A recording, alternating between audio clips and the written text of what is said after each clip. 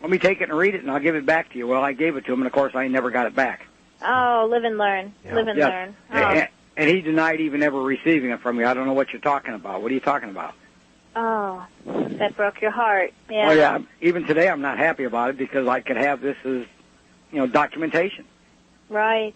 I keep all that stuff. That's good. Yeah. So were you in the American Party and working with it? Well, no, I was born in '56, so we were active up in New York State. Not really active like that. I wasn't as politically involved. We were just more issue involved. It was get us out of the UN, get the UN out of the U.S., and more issues than candidates or parties. Okay. Support your local sheriff? Yes. Well, actually, that wasn't it was support your local police and keep them independent. It was very educational. We met on small groups, and it was just, at that time, they denied that the CFR even exists, or there was no Trilateral Commission, and, it was just a lot of letter writing and trying to expose and inform, but very little really behind candidates or getting involved with parties. Here in Indiana and across the country, when I got involved right out of the military. I seen it in Vietnam. I seen it in the military. Okay. And when I got out in '72, I found out that I got a hold of the John Birch Society book, Neanderthal Conspiracy, in the summer of '72. Yeah, Stormer. Ah, yeah. Yep. Yeah. That woke up a lot of people. Yeah. Oh, yes. And I told two of my friends, you got to read this. And actually, one of them had given it to me, got it in basic in boot camp down in Texas. And I said, we got to buy 100 of these copies. It's $10 a piece. It's $30 for 100, and we'll split them and pass them out. That's awesome. Well, what do you think about that lady that says, all these doomsday things and things?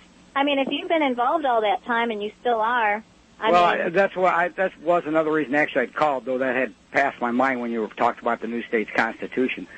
But we have stopped it. The reason this stuff hasn't happened already is because we are active. We are fighting it. That's right.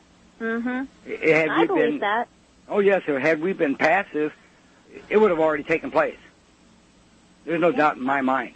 And I actually have people come up to me today, even sometimes they'll say, what you used to talk about back in the 70s and 80s, it's happened. I've watched it. You were right. That's right. Yeah. You're correct. All right. Harley, I appreciate your call, sir.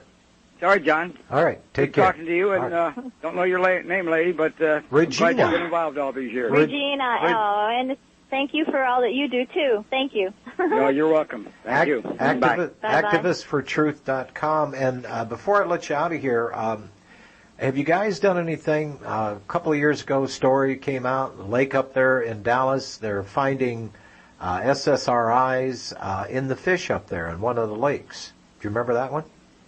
Yes, very little, though. Yeah. And it seemed like somebody was talking about it again just recently. So, no, I don't have anything to add on that, and I'm so sorry. All right. Yes. All right, Regina, I appreciate your time.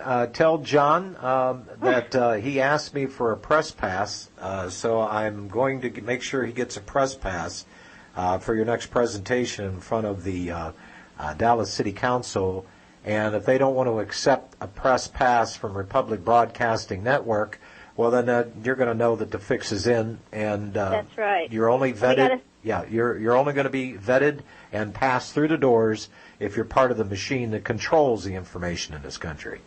That's right, and then we'll bring that story to you. But I really appreciate what you do. It's people like you that give us an alternative to the propaganda media, and I appreciate what you do. And I really think it's so nice you had me on, and you've mentioned everything that we're doing, so I appreciate it very much. Well, it's been a pleasure talking with you. Well, and this is an incentive to other people. I mean, you're 57 years of age.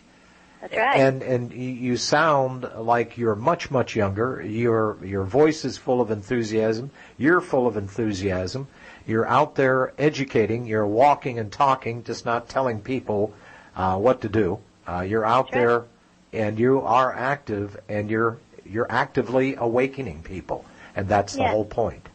I refuse to let them make me live in fear, and like paralyzed and not wanting to move forward. I'm not going to be afraid. We're going to go out. We're going to do something. And like you say, you will sleep better because at least you've tried. That's right. At least we're trying, right? So Thank you again for everything. It was a pleasure talking to you. Okay, Regina, thank you so much. Okay, bye-bye now. Bye-bye.